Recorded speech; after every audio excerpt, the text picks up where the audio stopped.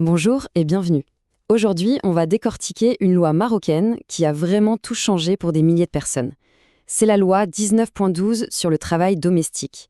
On va voir ensemble comment cette loi a, en quelque sorte, sorti tout un secteur de l'ombre. Alors, pour commencer, un détail qui n'en est pas un. C'est même, je dirais, un symbole très fort. La loi dit que maintenant, on ne dit plus gens de maison, mais travailleurs et travailleuses domestiques. Et ça, ce n'est pas juste une question de vocabulaire, c'est bien plus que ça. C'est une vraie reconnaissance, une question de dignité, de statut professionnel. Donc, pour resituer un peu les choses, cette loi date de 2016. Et c'est un vrai tournant.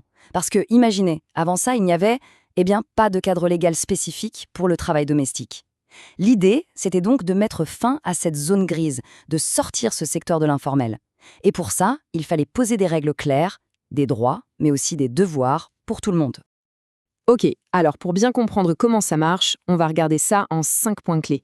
D'abord, la base de tout, le contrat. Ensuite, le temps de travail et le repos, c'est super important. On parlera aussi des congés, bien sûr, de la paix, et enfin, on verra comment la loi s'assure que tout ça est bien respecté. Allez, on commence par le premier pilier. Et c'est vraiment le fondement de toute la loi, le contrat. Fini les arrangements à l'oral, les on verra bien. Maintenant, c'est obligatoire. Toute relation de travail doit commencer par un contrat écrit noir sur blanc. Et ça, c'est un changement énorme qui protège tout le monde. Et ce contrat, ce n'est pas n'importe quel bout de papier. Non, non. Le processus est très précis. Il y a un modèle de contrat officiel à utiliser. Ensuite, l'employeur et l'employé signent tous les deux. Les signatures doivent être légalisées, donc passage par une autorité compétente. Et pour finir, une copie doit être déposée à l'inspection du travail. Bref, tout est fait pour qu'il y ait une trace, une preuve, pour que rien ne soit laissé au hasard. Maintenant, une protection absolument cruciale, l'âge minimum. C'est simple, la loi le fixe à 18 ans, point. C'est évidemment une mesure clé pour lutter contre le travail des enfants. Alors, il y a eu une période de transition de 5 ans où les 16-18 ans pouvaient encore travailler sous certaines conditions, mais l'objectif final, lui, est très clair, plus de travail domestique avant la majorité. Bon, une fois que le contrat est signé, comment ça se passe au quotidien? On va regarder de plus près comment la loi organise la journée de travail, à commencer par les horaires. Là aussi, la loi met des garde-fous très clairs. Pour un adulte, la durée maximale de travail, c'est 48 heures par semaine, pas plus. Et pour les jeunes de 16 à 18 ans qui étaient concernés pendant la période de transition, c'était encore plus protégé, 40 heures par semaine maximum. Et puis, il y a le repos. Et ça, c'est un droit fondamental. Le repos hebdomadaire, ce n'est plus quelque chose qu'on accorde si on veut bien, non. C'est un droit. La loi est formelle, au minimum 24 heures de repos d'affilée chaque semaine. En clair, ça met fin au travail 7 jours sur 7, ce qui pouvait arriver avant.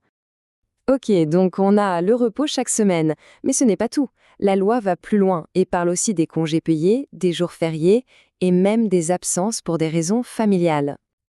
Le calcul est assez simple en fait. À partir de 6 mois d'ancienneté, un travailleur ou une travailleuse domestique cumule 1 jour et demi de congés payés pour chaque mois travaillé. Et bien sûr, les jours fériés, qu'ils soient nationaux ou religieux, sont aussi des jours de repos payés, exactement comme pour tous les autres salariés du pays. La loi pense aussi aux moments importants de la vie, qu'ils soient heureux ou malheureux. Regardez, il y a des jours de congés prévus pour un mariage, pour la naissance d'un enfant, mais aussi en cas de décès dans la famille ou d'hospitalisation d'un proche. C'est une avancée vraiment importante. Ça veut dire que la vie personnelle des employés est enfin reconnue et respectée.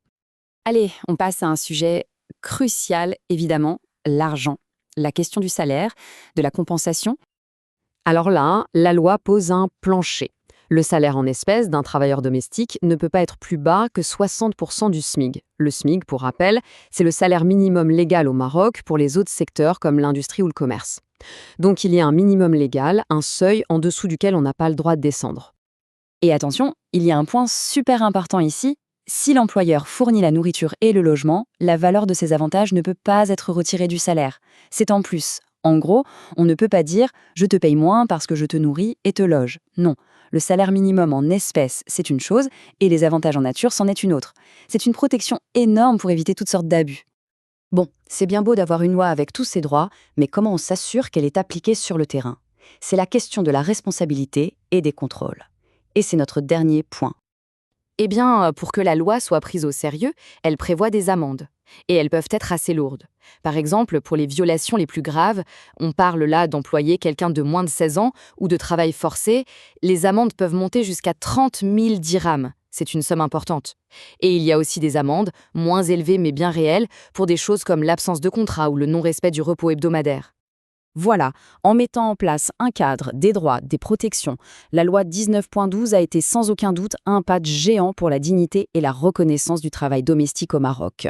Mais la grande question maintenant, après quelques années d'application, c'est quel est l'impact réel de cette loi? Qu'est-ce qui a vraiment changé dans le quotidien des employés et aussi des employeurs? C'est une réflexion qui reste ouverte sur l'évolution de la société marocaine.